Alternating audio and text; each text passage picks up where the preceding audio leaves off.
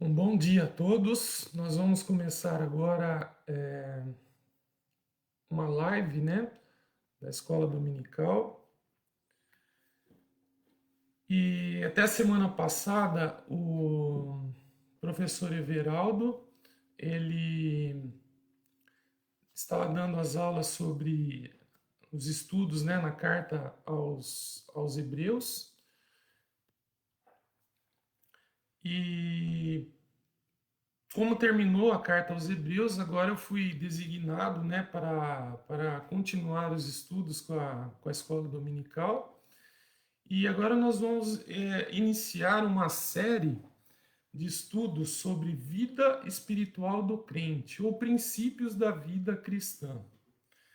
E antes de começar, né, exatamente os estudos, eu queria lembrar, né, quero lembrar e agradecer a Deus hoje pela vida, né, do pastor Paulo, do irmão Sérgio, da irmã Renate, que estão completando mais um ano de vida, né? Então eu quero lembrar da vida deles e agradecer pelo que Deus já tem feito na vida deles, que continue abençoando, né? Suas vidas, suas famílias e que eles continuem crescendo, né? Na graça e no conhecimento de Cristo. Irmãos, e nesse estudo, nesses estudos que nós vamos fazer agora, nesses próximos domingos, né? É, eu tenho hoje, né? Hoje em dia existem tantos desvios, né? Exageros, né? No meio evangélico, tantas mentiras que são proferidas, né? Entre os evangélicos, e nós vamos dedicar alguns domingos para estudar esse assunto tão importante, tão delicado. E antes de começar os estudos, eu gostaria de fazer uma oração para a gente ter a direção, né, de Deus. Senhor, obrigado por esse domingo, Senhor, que está fazendo um friozinho, um dia tão bonito e que nós podemos nos reunir, mesmo que pela internet, mas podemos estudar juntos a tua palavra, Senhor. Quero te pedir pela vida do pastor Paulo, que o Senhor abençoe a sua vida, seu ministério, que o Senhor dê sabedoria a ele, esteja abençoando a sua família, seus filhos, que o Senhor o sustente e o guarde, Senhor. Te lembro também da vida do irmão Sérgio, da irmã Renate, da mesma forma, Senhor, que o Senhor esteja cuidando e abençoando suas vidas, suas famílias e dando-lhes saúde e proteção, Senhor. E eu te peço agora por esses estudos que faremos agora, Senhor, que o Senhor esteja, que o teu Santo Espírito esteja tanto dirigindo a minha vida no proferir a tua palavra, como também abençoando e abrindo os corações e as mentes daqueles que vão ouvir agora, Senhor. Obrigado por tudo e cuida de nós nesse dia, Senhor, em nome de Jesus Cristo. Amém. Então, irmãos, começando isso, eu tenho ouvido muito a respeito de como um crente deve viver, ou o que ele deve fazer para ser abençoado na vida. Muitos dizem que nós devemos frequentar uma igreja, ou ler a Bíblia todos os dias, temos que dar o dízimo, você deve frequentar alguns lugares, outros você não deve frequentar.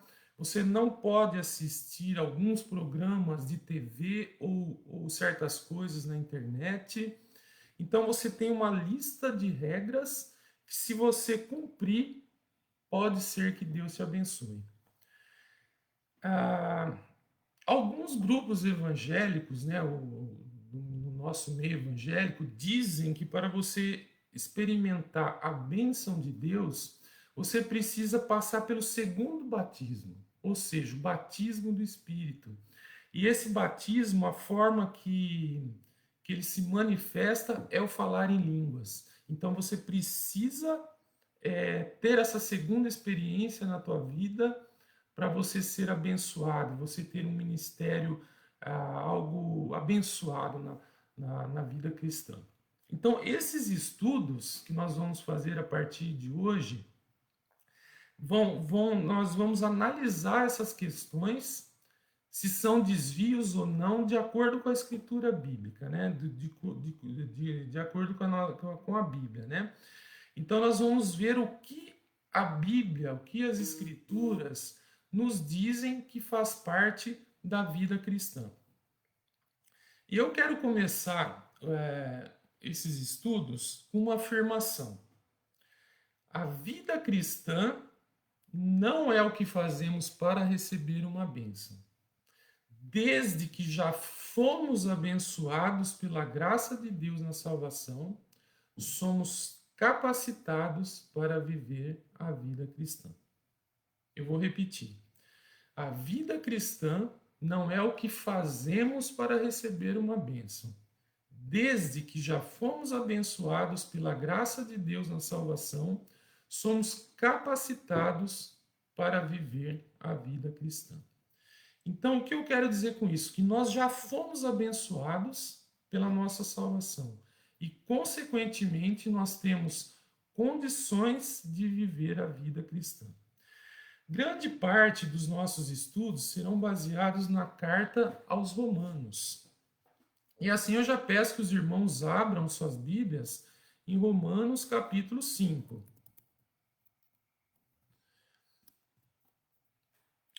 Em Romanos, nós podemos ver a doutrina da justificação, a doutrina da santificação e da glorificação de uma forma bem completa, bem plena. Tá? O livro, a Carta aos Romanos, ela tem 16 capítulos. E nós podemos dividir basicamente assim. Do capítulo 1 ao 8, eles falam sobre a doutrina da vida cristã, como nós somos justificados, como nós somos santificados e também a promessa da glorificação. Nos capítulos 9 a 15, nós temos a aplicação dessas doutrinas. A aplicação da justificação está nos capítulos 9, 10 e 11. A aplicação da santificação está nos capítulos 12 até lá mais ou menos a metade do capítulo 15. E nós temos também a promessa da glorificação. Então, agora, o esboço da primeira parte, que nós vamos ver mais especificamente, ele pode ser dividido da seguinte forma. A justificação, a doutrina da justificação, é encontrada nos capítulos 1 a 4. Nós temos tudo ali explicando a doutrina da justificação. A santificação está no capítulo 5 até o verso 17 do capítulo 8. Então, do capítulo 5 ao 8 até o verso 17 está a doutrina da santificação.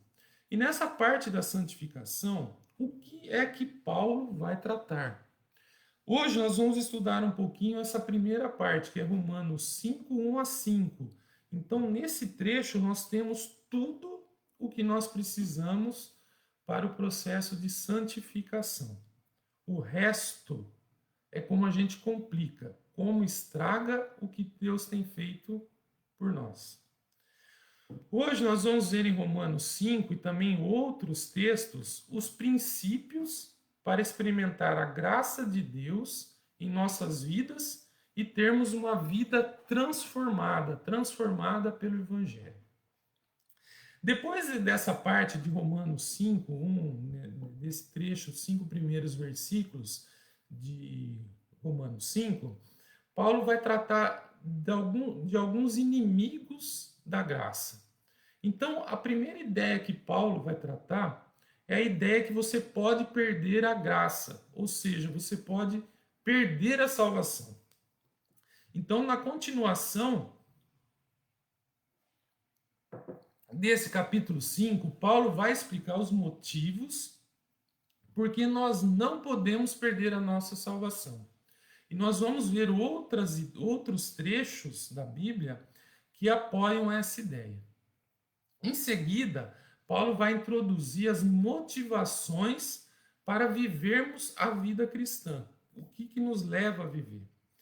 Então, irmãos, provavelmente, eu tenho certeza quase absoluta que na explicação desses assuntos vão surgir muitas dúvidas que na mente dos irmãos. E eu espero, eu não sei como ainda, mas eu espero que os irmãos possam enviar perguntas se tiverem questionamentos, ou no chat, ou depois em alguma mensagem para mim, para a gente poder interagir. Eu sei que o assunto gera discussões e a dificuldade nossa agora é a interação. Mas nós vamos estudar uma forma de poder responder e nos interagir. E eu quero afirmar também o seguinte: a grande motivação para buscarmos a santificação é não morrer espiritualmente. Eu vou repetir. A grande motivação para buscar a santificação é não morrer espiritualmente. Agora, quando eu falo morrer espiritualmente, que uma pessoa pode morrer espiritualmente, muitos logo já vão pensar que o crente pode perder a salvação e ir para o inferno. Esse é o pensamento de muitos, é o medo de perder a salvação. Mas não é isso que eu estou dizendo e nem é isso que Paulo também vai nos dizer. Morrer espiritualmente significa que nós perdemos, nós fechamos o fluxo do Espírito Santo agir na nossa vida através do pecado. Né? É como um casamento, irmãos. Provavelmente muitos de vocês já ouviram ou presenciaram alguém num casamento dizer: nossa, o meu casamento está morto, não tem vida o meu casamento. Mas os dois ainda estão casados, estão juntos, o casamento permanece. E o que isso significa? Um relacionamento está morto. Não há mais comunhão entre os cônjuges, não há mais aquela intimidade entre o casal. E da mesma forma que eu dei esse exemplo do casamento, acontece na vida espiritual. Nós podemos perder essa comunhão com Deus. Nós podemos perder a alegria da intimidade com Deus. Então, quando nós rompemos com Deus, quando nós pecamos, essa ligação entre nós é rompida. Então, isso é a morte espiritual. Então, nós não queremos perder essa morte. E no capítulo 6 de Romanos, Paulo vai tratar do segundo inimigo da graça. O primeiro é que você pode perder a graça, ou seja, pode perder a salvação. O segundo é que você pode abusar da graça. Isso nós chamamos de libertinagem. Libertinagem. Se eu não perder a minha salvação, eu posso. Por que não posso pecar? Por que eu não posso fazer aquilo que agrada? Por que eu não posso viver da forma que eu desejo? Por que eu não posso aproveitar a minha vida? Né? Muitos dizem, não, eu quero aproveitar a minha vida. Então, por quê? Por que eu não posso fazer certas coisas se depois Deus vai me perdoar? E a grande motivação para não abusar da graça é que a libertinagem causa pecado. E o pecado provoca morte espiritual e escravidão. Nós nos tornamos escravos do pecado. Irmãos, quantas pessoas na igreja não são escravas dos seus pecados? Quantas pessoas são escravas da pornografia, das fofocas, escravos da ira, da mentira, escravos da gula, da bebida? Então, a segunda motivação para não abusar da graça de Deus é que, vivendo na libertinagem, a pessoa se torna escrava do pecado. Em seguida, em Romanos 7, nós vamos encontrar o terceiro inimigo da graça de Deus. É o oposto da libertinagem. Libertinagem, nós podemos fazer o que quiser, pois Deus vai nos perdoar. O oposto disso é o legalismo. O que é legalismo? É reduzir a vida cristã para uma lista de regras, principalmente quem fala que o crente precisa cumprir a lei de Moisés. Paulo vai explicar por que o crente não deve buscar a vida cristã através do legalismo. E o mesmo motivo que ele explicou sobre a libertinagem é o mesmo motivo de não buscar a vida cristã pelo legalismo. Ele provoca a morte. E Paulo escreve: eu estava vivo antes da lei, mas quando veio a lei despertou o pecado em mim, e o pecado me matou. Nós encontramos isso lá em Romanos 7, os versículos 8 e 9. A lei de Moisés, ou as regras, não são capazes de controlar os nossos pecados. Ao contrário, somente revela os nossos pecados. Então, o primeiro inimigo da graça é que você pode perder a salvação. O segundo inimigo é a libertinagem, porque Deus perdoa, eu posso viver da forma que quiser. O terceiro inimigo é o legalismo. O legalismo é reduzir a vida cristã para uma lista de regras. No capítulo 8 de Romanos, Paulo vai nos explicar qual é o princípio que pode nos levar, o poder que pode nos levar a experimentar a vida cristã de uma forma plena. E esse princípio é andar pelo Espírito Santo. Aqueles que têm as suas mentes voltadas para as coisas do Espírito fazem as coisas do Espírito. Então, a vida cristã é composta de duas coisas. Primeiro, oferecer nossos membros como sacrifício vivo. E segundo, deixar a palavra de Deus transformar nossas mentes, para que tenhamos nossas mentes voltadas para as coisas do Espírito. Então, irmãos, esse é o esboço do que nós vamos estudar nesses próximos domingos. Nós vamos olhar com mais detalhadamente cada um desses pontos e a cada 2 semanas estudar esse trecho e outros trechos, né? Não só Romanos, mas outros trechos da Bíblia que complementam esses assuntos. Então eu gostaria já de pedir para os irmãos, eu vou ler agora Romanos 5, de 1 a 5, e nós vamos analisar o primeiro ponto, né, que fala sobre a santificação. E nesse trecho, os 5 primeiros versículos de Romanos 5, eles vão tratar basicamente o seguinte: os 2 primeiros versículos, nós podemos ver a base da santificação. Os versículos 3 e 4 vão nos ensinar qual é o processo da santificação das nossas vidas. E o versículo 5 vai falar do poder para a nossa santificação, aquilo que nos leva a buscar a santificação. Então eu vou começar a ler e eu vou ler do trecho na Nova Versão Internacional, na NVI, tá? Tendo sido, pois, justificados pela fé, temos paz com Deus, por nosso Senhor Jesus Cristo, por meio de quem obtivemos acesso pela fé a esta graça, na qual agora estamos firmes e nos gloriamos na esperança da glória de Deus. Irmãos, ele começa esse trecho afirmando: tendo sido justificados pela fé.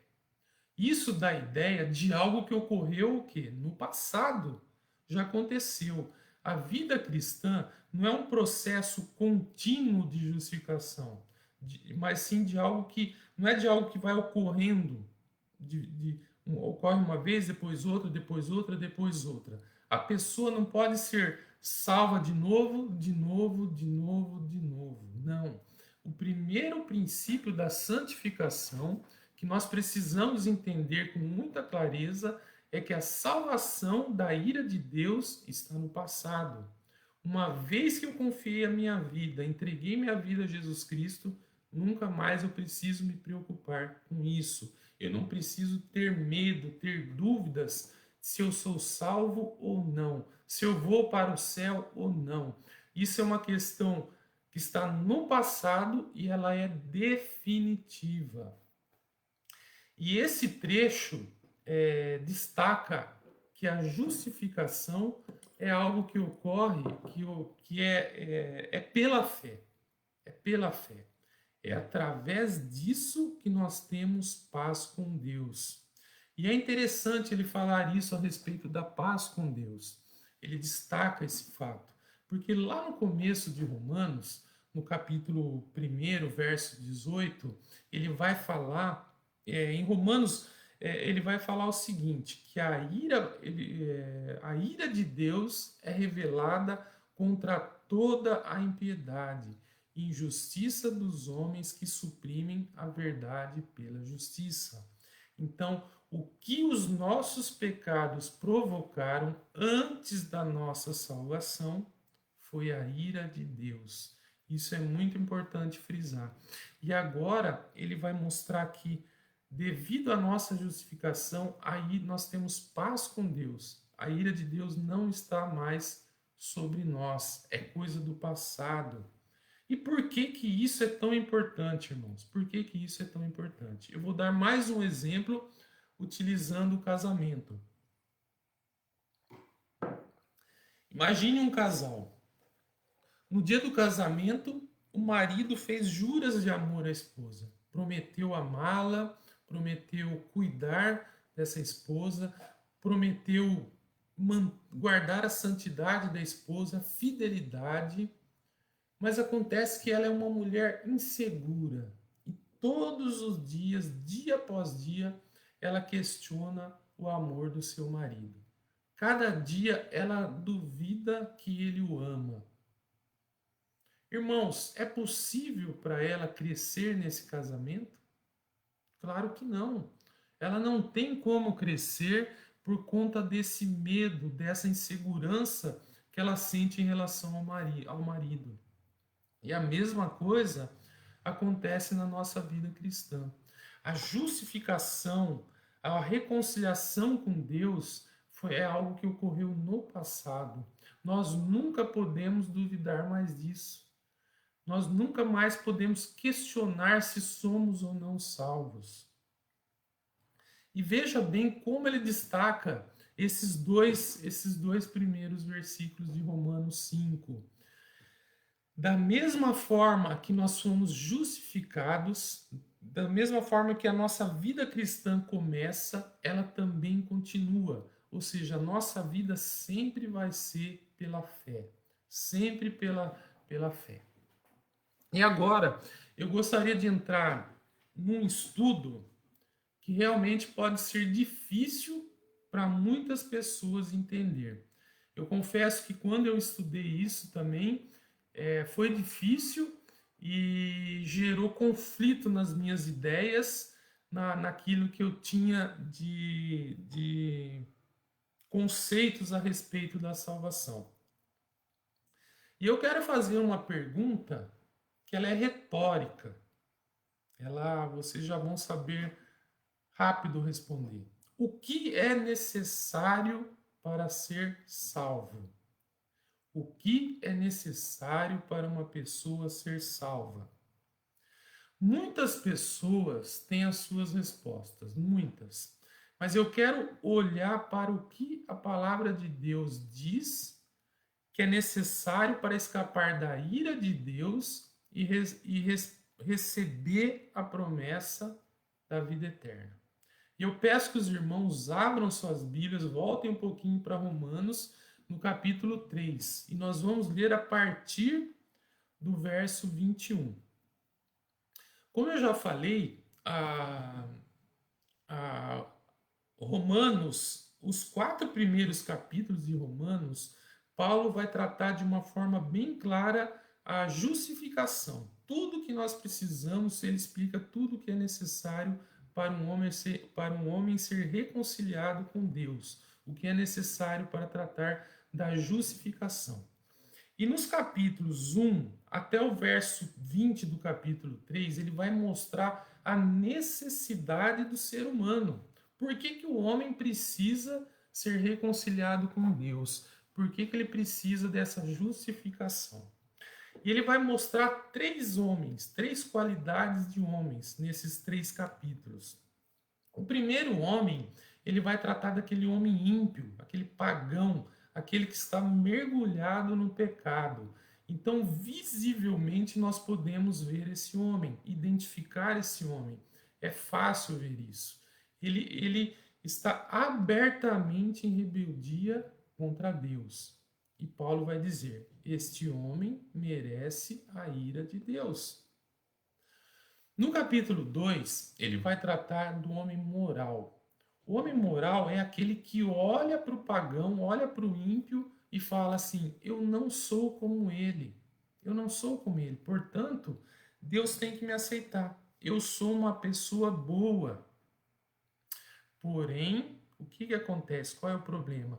Aquilo que o ímpio, aquilo que o pagão faz abertamente, o homem moral faz em segredo.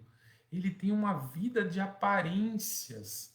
Mas Paulo vai dizer: este homem também merece a ira de Deus. Porque Deus não vai te julgar pelas tuas aparências. Ele vai te julgar pelo que você é realmente, aquilo que é realidade na tua vida. E existe uma terceira pessoa, né? E Paulo vai tratar dessa terceira pessoa, é o homem religioso. E no caso aqui que Paulo vai mostrar, é o judeu, né? É o judeu. Mas pode ser também o batista, pode ser o católico, pode ser o metodista, pode ser o presbiteriano, pode ser qualquer um. É aquela pessoa que acha que vai para o céu, que está bem com Deus porque ela é religiosa. Mas Paulo vai dizer: você também merece a ira de Deus. Da mesma forma, aquilo que os outros fazem em público, você também faz, só que em segredo.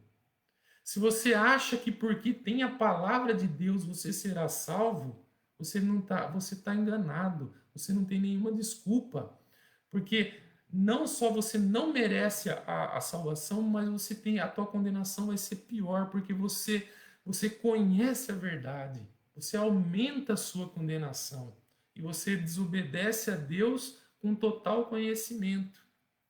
Então, depois que Paulo destrói a confiança de todos os homens, ele vai mostrar qual é o caminho para a nossa justificação. E agora eu vou ler o texto, irmãos. Eu peço que vocês acompanhem esse texto.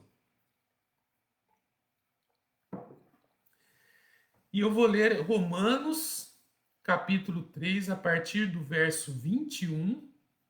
E de vez em quando, eu sei que isso, como nós não temos essa interação, nós não estamos juntos, eu quero ler o trecho e de vez em quando eu vou parar.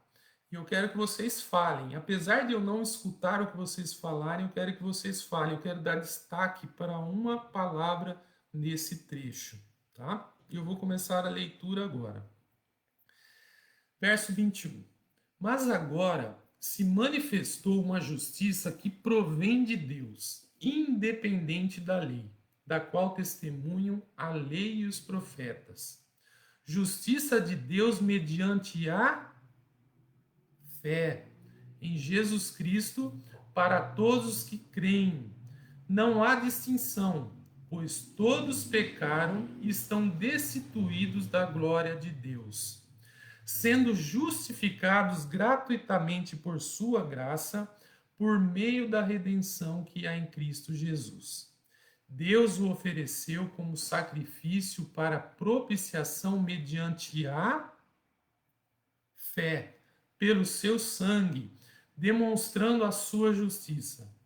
Em sua tolerância, havia deixado impunes os pecados anteriormente cometidos, mas no presente demonstrou a sua justiça, a fim de ser justo e justificador daquele que tem fé em Jesus Cristo. Onde está então o motivo de vanglória? É excluído. Baseado em que princípio? No da obediência à lei? Não, mas no princípio da fé.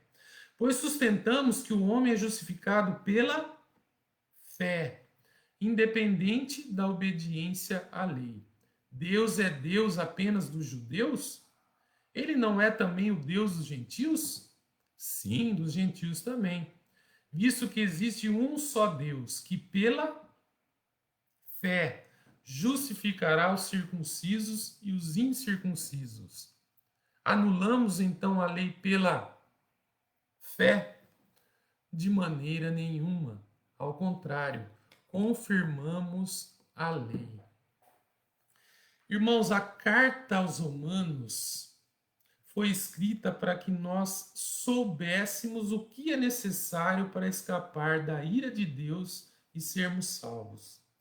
Nesse trecho, irmãos, nesse parágrafo, qual foi a única coisa declarada necessária para uma pessoa se tornar justa?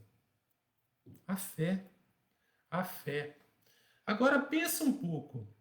O que é que nós não encontramos nesse trecho? Não encontramos nesse trecho que muitas pessoas dizem ser necessário para a salvação. Eu sei que não dá para os irmãos responderem, mas eu vou dizer talvez as respostas que mais têm ouvido, né? Que são ouvidas que além da fé nós precisamos. Por exemplo, ser membro da igreja. Você tem que ser membro da igreja, senão você não é salvo. Outra coisa, batismo. Você tem que ser batizado, senão você não é salvo. Você precisa confessar os seus pecados. É outra coisa que nós ouvimos. Confessar a Jesus em público. Isso é algo necessário para você ser salvo. Eu estava pensando nisso, eu lembrei quando o pastor Luciano contou da sua conversão. Ele estava no quarto dele, na casa dele, lendo a Bíblia sozinho. E lendo a Bíblia, ele sentiu Deus tocando o seu coração e ali ele entregou a sua vida. Ele estava sozinho. Não foi algo em público para ser salvo. E eu queria falar uma última coisa que eu pensei sobre isso, que é algo que nós vamos pensar agora nesse momento. Arrependimento. É necessário o arrependimento para a nossa salvação? Será que é necessário mesmo isso? Quando nós acabamos de ler esse trecho, ele não aparece em nenhum momento a palavra arrependimento. A única coisa que Paulo diz nesse texto necessário para a salvação é a fé. Mas será que está certo isso? Não precisa arrependimento? Agora, é uma coisa óbvia, lógica, que todas as pessoas, para serem salvas, ela precisa reconhecer que ela é pecadora, que ela está distante de Deus. Porque senão, por que ser salvo? Ela precisa ser salva de alguma coisa. E Paulo vai dedicar os 3 primeiros capítulos de Romanos justamente para mostrar que todas as pessoas são pecadoras e todas estão afastadas de Deus. O iníquo, o moral e o religioso. Então a pessoa precisa entender que a ira de Deus está sobre ela, que ela merece a ira de Deus. Só que nós precisamos entender bem uma coisa: a justificação não é a santificação. A santificação é quando nós estamos nos livrando dos pecados de nossas vidas. A justificação é quando nós somos declarados perdoados da pena de nossos pecados por crer no Evangelho de Jesus Cristo. Agora, a única coisa que esse parágrafo, esse trecho nos fala que é necessário para a salvação é a fé. Devemos confiar na morte e ressurreição de Jesus Cristo. na sua morte expiatória. Irmãos, vamos seguir um pouquinho para frente no capítulo 4 de Romanos. Ali ele vai usar dois exemplos, o exemplo de Abraão e o exemplo de Davi. Mas eu vou querer destacar em especial o exemplo de Abraão.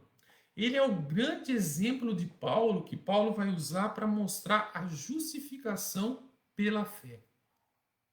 Vocês lembram da história de Abraão lá em Gênesis? Quando é que Abraão foi justificado pela fé? Abraão foi um homem de fé. Nós podemos ver isso, né? Até semana passada nós estávamos estudando Hebreus, e Hebreus tem um capítulo, né? Capítulo 11 de Hebreus fala dos heróis da fé. E o grande destaque naquele capítulo de Hebreus é justamente Abraão.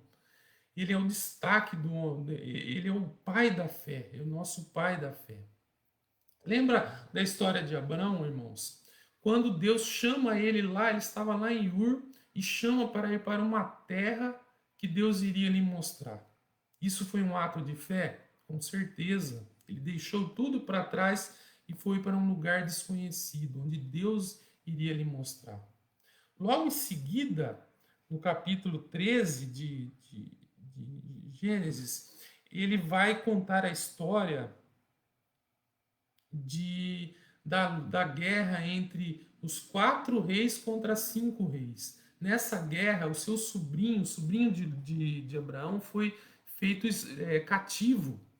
E Abraão, quando tomou conhecimento, foi atrás, reuniu seus 318 servos e foi atrás e libertou Ló. Foi um grande ato de fé, isso que Abraão fez. Mas, irmãos, por que Abraão foi justificado apenas no capítulo 15? Eu não sei se vocês lembram a história, vocês devem se lembrar da história. Ele acaba de ser abençoado pelo Melquisedeque depois que voltou da guerra. E Deus fala: eu sou o teu escudo, e eu sou o teu galardão. E Abraão questiona a Deus: mas, Senhor, o Senhor está me dizendo que eu vou contar vou receber essa grande bênção e ter uma grande descendência, mas quem vai herdar tudo que eu tenho é o meu servo Eliezer? Como assim? Deus chama ele, fala assim: Abraão, vem aqui fora da tenda, olha para o céu. Você consegue contar essas estrelas, Abraão? Você consegue contar? Essa vai ser a tua descendência. E nesse momento, a Bíblia diz que Abraão creu e ele foi justificado pela fé. Irmãos, quando ele saiu de Ur e foi para uma terra desconhecida que Deus lhe mostraria, ele foi um ato de fé, mas era algo que ele poderia fazer. Quando ele foi lutar com os 4 reis para libertar Ló, também foi um ato de fé, mas era algo que ele poderia fazer. Mas quando a Bíblia fala que Deus prometeu uma descendência para ele, sendo que ele era tão de idade, era algo impossível para ele. Era algo que ele não teria condições nenhuma de fazer. E ele creu na palavra de Deus. Ele creu no impossível. E uma pergunta, irmãos. Vamos lá para, antes de eu fazer a pergunta, vamos lá para Romanos capítulo 4, a partir do verso 16, por favor. Eu vou ler o trecho de Romanos 4,16, onde que Paulo vai dar o exemplo de grande fé, né? Vai mostrar a justificação pela fé utilizando Abraão. E eu vou ler esse trecho a partir do verso 16. Portanto, a promessa vem pela fé, para que seja de acordo com a graça e seja assim garantida a toda a descendência de Abraão, não apenas aos que estão sob o regime da lei, mas também aos que têm a fé que Abraão teve. Ele é o Pai de todos, como está escrito: eu o constituí Pai de muitas nações. Ele é nosso Pai aos olhos de Deus, em quem creu. O Deus que dá vida aos mortos e chama à existência coisas que não existem como se existissem. Abraão, contra toda a esperança, em esperança creu, tornando-se assim pai de muitas nações, como foi dito a seu respeito. Assim será a sua descendência. Sem se enfraquecer na fé, reconheceu que o seu corpo já estava sem vitalidade, já estava morto. Irmão, só um parágrafo, um parênteses aqui. Irmãos, pela idade, ele já estava, na verdade, o texto não fala isso abertamente, mas o que ele olhou? Ele já estava impotente, ele não tinha mais nenhuma condições de ter filhos. Continuando o texto, pois já contava com cerca de 100 anos de idade, e que também o ventre de Sara já estava sem vigor. Irmãos, o texto original aqui, a palavra que quando fala sem vigor, no original fala necrosado, necroses, necrosado, é algo que já está podre, já está morto. O ventre de Sara já estava morto. Mas olha o que continua o verso 20. Mesmo assim, não duvidou, nem foi incrédulo em relação à promessa de Deus, mas foi fortalecido em sua fé e deu glória a Deus, estando plenamente convencido de que ele era poderoso para cumprir o que havia prometido. Em consequência, isso lhe foi creditado como justiça. As palavras lhe foi creditado não foram escritas apenas para ele, mas também para nós, a quem Deus creditará a justiça, a nós que cremos naquele que ressuscitou dos mortos, a Jesus, nosso Senhor. Irmãos, qual foi o pecado que Abraão se arrependeu para ser salvo? Qual foi o pecado? Algum lugar o texto fala que Abraão precisou se arrepender? Não. Ele não precisou se arrepender de nenhum pecado. Ele apenas creu no impossível, aquilo que ele não tinha condições de fazer. Irmãos, a mesma coisa é com a salvação. Eu não posso me salvar, não há nada que eu possa fazer para me salvar. É apenas aquilo que Cristo fez.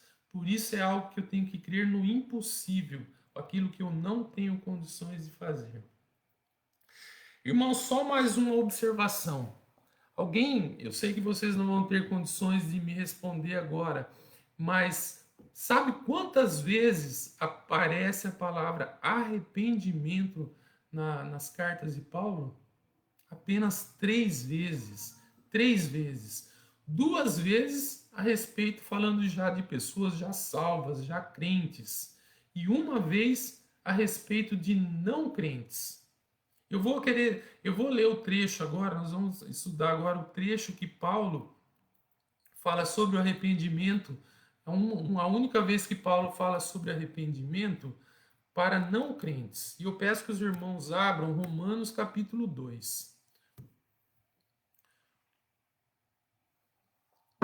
Como eu já falei, o capítulo 2 de Romanos ele vai tratar do segundo homem que está distante de Deus. E ele vai tratar de um homem que ele acredita que ele não é tão ruim assim. Ele não é tão ruim quanto o homem imoral. Então ele está se julgando, ele está julgando o outro homem sem levar em conta seus próprios pecados. Então ele acha que ele vai escapar da ira de Deus porque ele é bom, porque ele é moral. Ele acredita que para chegar ao céu ele só precisa ser boa, ser uma boa pessoa, ser um homem moral. Então, Paulo vai mostrar, se você acredita nisso, o que você precisa fazer a respeito dos seus pecados. Não sei se os irmãos entenderam a pergunta. Vamos ler o trecho primeiro. Romanos, capítulo 2. Eu vou ler primeiro os 4 primeiros versículos. Portanto, você que julga os outros indesculpável, pois está condenando a si mesmo naquilo em que julga, visto que você que julga pratica as mesmas coisas. Sabemos que o juízo de Deus contra os que praticam tais coisas é conforme a verdade. Assim, quando você, um simples homem, os julga, mas pratica as mesmas coisas, pensa que escapará do juízo de Deus? Ou será que você despreza as riquezas da sua bondade, tolerância e paciência, não reconhecendo que a bondade de Deus leva ao arrependimento? Então, o que Paulo está mostrando aqui? Ele acha que ele não é tão ruim assim. Essa pessoa não é tão ruim assim. Mas ele tem pecados também. Ele comete pecados. Então, o que você precisa fazer a respeito dos seus pecados? O que Paulo está perguntando, o que você precisa fazer dos seus pecados? E ele vai falar. Então, se você acredita que para você chegar ao céu, você precisa merecer essa condição de ir para o céu, o que você precisa fazer a respeito dos seus pecados? Você tem que parar de pecar, não é isso? Ele acha que ele não é tão pecador assim, tão pecaminoso. E Paulo vai dizer: mas você também tem os seus pecados. Se você acha que você vai para o céu por viver uma vida moral, você tem que cuidar dos seus pecados.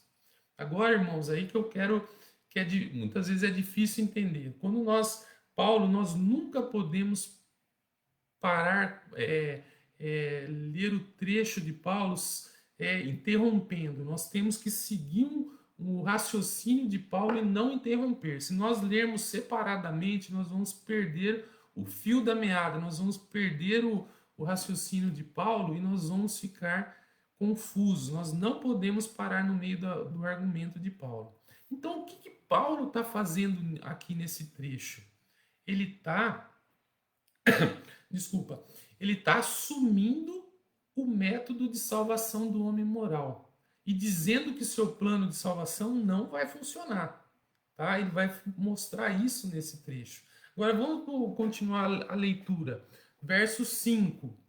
Contudo, por causa da sua teimosia e do seu coração obstinado, você está acumulando ira contra si mesmo para o dia da ira de Deus, quando se revelará o seu justo julgamento. Verso 6. Deus retribuirá a cada um conforme o seu procedimento. Ele dará vida eterna aos que, persistindo em fazer o bem, buscam glória, honra e imortalidade. Irmãos, nesse versículo 7, de acordo com o que Paulo está escrevendo aqui, qual é o meio para ser salvo? Qual é o meio para conseguir a vida eterna? É pelas obras ou pela graça? Ele dará vida eterna aos que, persistindo em fazer o bem. Persistir em fazer o bem, o que é isso? Obras ou fé? É obras. São obras.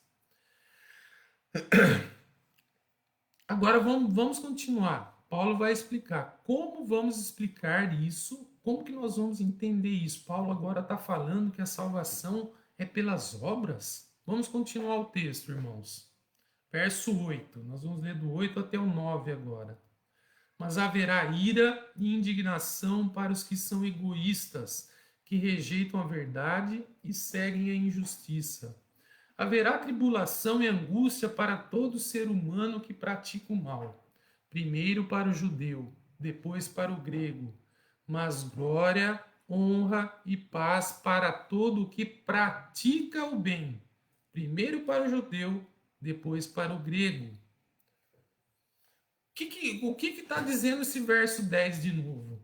A salvação é pela graça ou pelas obras? Ele está dizendo para todo o que pratica o bem. Pelas obras? Paulo está então ensinando a salvação pelas obras. Uma hora ele fala que é pela fé, agora ele fala que é pelas obras. Como nós vamos explicar isso? Por isso que nós nunca podemos parar o argumento de Paulo pelo meio. Nós nunca podemos interromper. Nós precisamos entender o que ele quer dizer com todo esse argumento. Paulo, o que Paulo está fazendo nesse trecho, irmãos? Ele está aceitando o plano de salvação do homem moral. Eu vou para o céu por ter uma vida moral, por ter uma vida boa. E Paulo vai dizer o seguinte: então tudo bem, se você viver uma vida moral, totalmente moral, você vai para o céu. Mas só existe um problema. Ninguém consegue viver uma vida moral. Ninguém consegue viver uma vida sem pecado. Então, o que Paulo está fazendo? Ele está derrubando as ideias do homem moral. Se você realmente viver uma vida moral, você vai ganhar a vida eterna. Só que o problema é que você não faz isso. E agora? E agora? O que você vai fazer? Então, depois, na sequência do texto, Paulo vai falar, lá no capítulo 3, né? Porque todos pecaram e destituídos estão da glória de Deus. E ele vai mostrar, a partir do verso 21 do capítulo 3, que o único meio para a justificação é a fé. A justificação pelo arrependimento, irmãos, faz parte da justificação pelas obras. Quando você fala para alguém que ela precisa se arrepender dos seus pecados para ser salvo, você está pregando a salvação pelas obras e não pela fé. Se nós olharmos nos capítulos 3 e 4, que ele vai explicar a justificação pela fé, ele não faz nenhuma menção de arrependimento. Não faz nenhuma menção do arrependimento. Irmãos, eu vejo que o tempo está acabando e tem muitos textos para a gente ver ainda, mas eu quero chamar a atenção. Eu iria ler o texto lá em Gálatas, mas eu vou ter que deixar para o próximo domingo. Quando a gente pensa no Evangelho, para terminar o estudo de hoje, quando a gente pensa no Evangelho de João, nós temos o Evangelho de João. Eu peço que os irmãos abram dois versículos muito conhecidos lá em João. O que diz João 1, João capítulo 1, verso 12. É um versículo muito conhecido. Ele fala o seguinte: contudo, aos que o receberam, aos que creram em seu nome, deu-lhes o direito de se tornarem filhos de Deus. Olha o que ele diz: aos que o receberam, aos que creram em seu nome, deu-lhes o direito de se tornarem filhos de Deus. E o versículo, talvez o mais conhecido da Bíblia, né? João 3,16. Porque Deus amou ao mundo de tal maneira que deu seu Filho unigênito, para que todo aquele que se arrepender de seus pecados? Não, para que todo aquele que nele crê não pereça, mas tenha vida eterna. Irmãos, o que é necessário para se tornar um filho de Deus nesses dois versículos? O que é necessário? É a fé, é crer em Jesus Cristo. O grande propósito do Evangelho de João é declarar como nós conseguimos a vida eterna. Irmãos, o verbo ou a palavra crer no Evangelho de João, sabe quantas vezes aparece, irmãos? 98 vezes. E esse Evangelho foi escrito para nos mostrar como nós conseguimos a vida eterna. E sabe quantas vezes, irmãos, aparece a palavra ou o verbo arrepender? Nenhuma. Nenhuma vez aparece a palavra arrependimento. Então, esse evangelho foi escrito para nós entendermos, para evangelizar, para nós entendermos como nós podemos nos tornar filhos de Deus. E o arrependimento não aparece nenhuma vez. Simplesmente, irmãos, porque o arrependimento não é necessário para ser salvo. Claro, nós precisamos, isso eu vou enfatizar novamente, toda pessoa para ser salva precisa reconhecer que ela é pecadora, que ela está longe de Deus, que ela está distante de Deus. Mas o arrependimento não faz parte da salvação, ela faz parte da santificação, irmãos. Ela está. É isso. Agora, por que as pessoas falam que é necessário arrependimento? Onde é que aparece o arrependimento na Bíblia? Ele aparece muito, e isso nós vamos ter que deixar para o próximo domingo. Ela aparece no ministério de João Batista. A pregação de João Batista era arrependei-vos, arrependei-vos. Ele vai falar muito isso. Mas por quê? Então isso nós vamos ver no próximo domingo, porque agora o tempo já está bem no finzinho, não dá tempo de nós entrarmos nesse assunto. Então, irmãos, esses próximos estudos nós vamos perceber muito a importância, quais são os princípios da fé. E eu gostaria de destacar muito isso hoje. A santificação, que é um princípio da nossa vida cristã, o primeiro princípio que eu quero estudar, ele tem a mesma base que a salvação. A salvação é algo que já ocorreu comigo pela fé. E a santificação, a minha vida cristã, o meu andar com Deus, também é a base do meu andar com Deus, é a fé. E é isso que nós vamos estudar nos próximos domingos.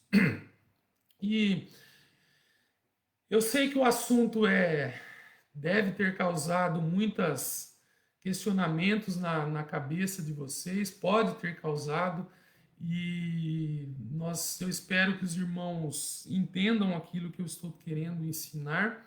Mas se surgiram dúvidas, por favor, mandem, escrevam, mandem as perguntas para mim, e no próximo domingo eu dedico um tempo às respostas, aos questionamentos, se houver, e nós vamos continuar a estudar isso, o princípio da vida cristã, os princípios, como nós podemos viver, como nós podemos ter a nossa vida transformada pelo Evangelho, como nós podemos viver plenamente a nossa vida cristã, como nós podemos ser bênção, tanto na vida da nossa família, na vida da nossa igreja, na vida dos nossos vizinhos, na vida da nossa cidade, como nós podemos ter uma transformação plena, é viver pelo Espírito Santo.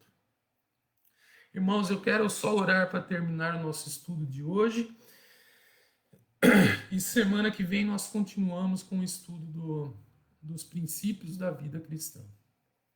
Senhor nosso Deus, obrigado por esse domingo, obrigado pela tua palavra, que ela nos ensina tudo que ela nos ensina, Senhor, que devemos realmente viver pela fé. Obrigado pelo teu sacrifício, por ter enviado o teu Filho amado para um dia morrer na cruz por nós, mas ele ressuscitou e ele vive, Senhor.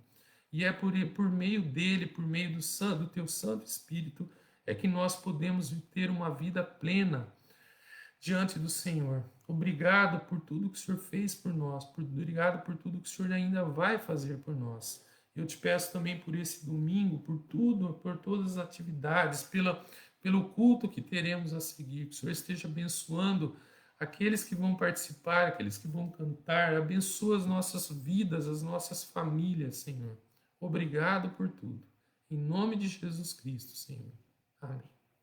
Obrigado, irmãos. Que todos tenham um bom domingo. E na próxima semana nós continuamos com os estudos sobre vida cristã. Obrigado por tudo. Amém.